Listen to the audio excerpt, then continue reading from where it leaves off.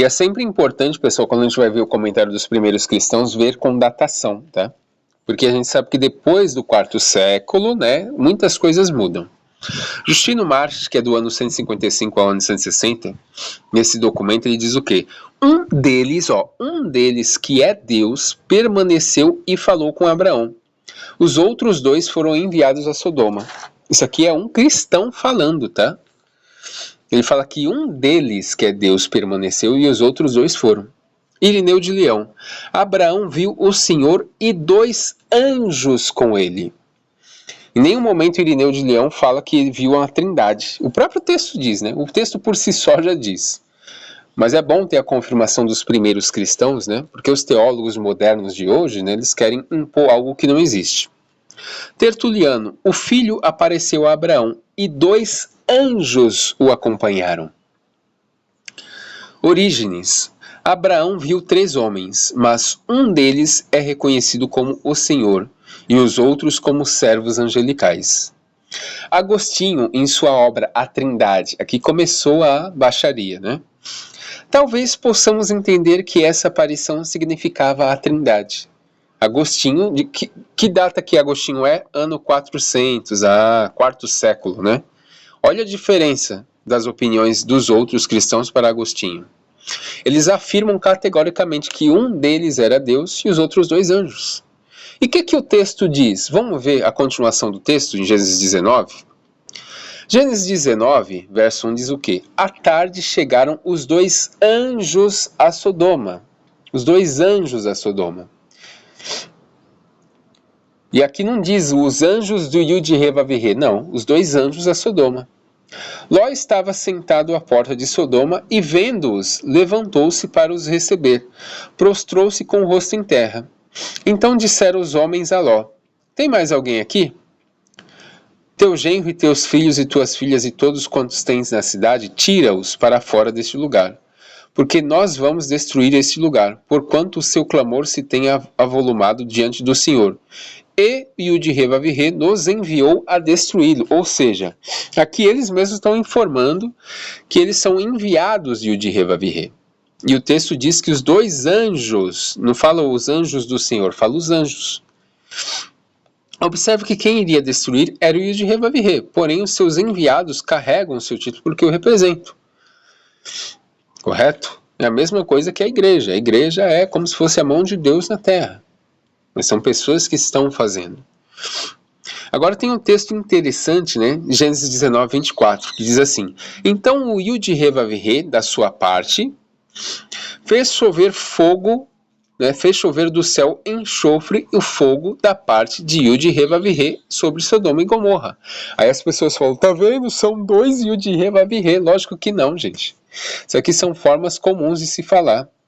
Então Yud-Re-Vav-Re, da sua parte, fez chover do céu enxofre e fogo da parte de Yud-Re-Vav-Re sobre Sodoma e Gomorra. Isso aqui está no texto hebraico. Correto? Por quê? Porque os representantes de Yud-Re-Vav-Re estavam ali na terra, porém, ele também está no céu. Ele é onipresente. Não esqueçam que Deus é onipresente. A mesma coisa ali da cena do batismo, que eu acho engraçado. Olha, eram 3 ali porque Jesus estava sendo batizado, né? Que é o homem ali, né? Um corpo humano. Aí veio uma voz do céu. Aí eu pergunto, cadê a onipresença de Deus? Deus, ele deixa de ser onipresente nessas horas, né? Que convém aos politeístas. Quer dizer que Deus, ele não pode estar no céu e na terra. Né? A própria Bíblia fala que não tem lugar onde ele não esteja. As pessoas querem limitar a Deus apenas para defender as suas próprias teses. O que Irineu de Leão fala? O Filho de Deus apareceu aos patriarcas e executou julgamentos sobre os ímpios. Tertuliano. Foi o Filho quem executou as obras visíveis de Deus nos tempos antigos. Orígenes. O Logos de Deus é o agente pelo qual Deus julga e manifesta sua vontade no mundo. Ou seja, Yud-Re-Vav-Re ali, tinha os 2 anjos, tinha o Yud-Re-Vav-Re que estava com Abraão, está fazendo a distinção do visível e do invisível, somente isso. Aqui é Flávio Joséfo. Flávio Joséfo, ele já fala que são 3 anjos, né? Ou seja, o Flávio Joséfo, ele não respeita o que está na Bíblia hebraica. Os anjos chegaram a Sodoma e Ló, e etc. Aqui tem uma parte aqui que ele fala que foram 3 anjos. Ó, aqui, ó. 3 anjos apresentaram-se a ele, tomou-os por estrangeiros e tendo levantado para saudá-los. Só que o texto hebraico e também a Septuaginta afirma que um deles é o Yud-Heh-Vav-Heh. Correto?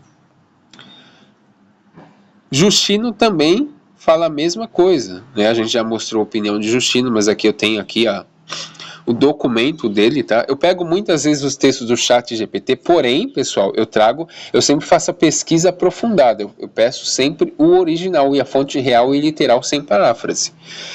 Porém, ó, para uma prova que eu já li tudo isso daqui, é que eu tenho aqui a foto, o documento, eu tenho tudo salvo, tá? Eu li contextualmente, tá? Todas as cartas ali dos primeiros cristãos, tá? Ó, aqui, ó, o seu diálogo com Trifão. Ele fala que era o Filho de Deus que apareceu ali e que ele também é chamado de Deus. Correto?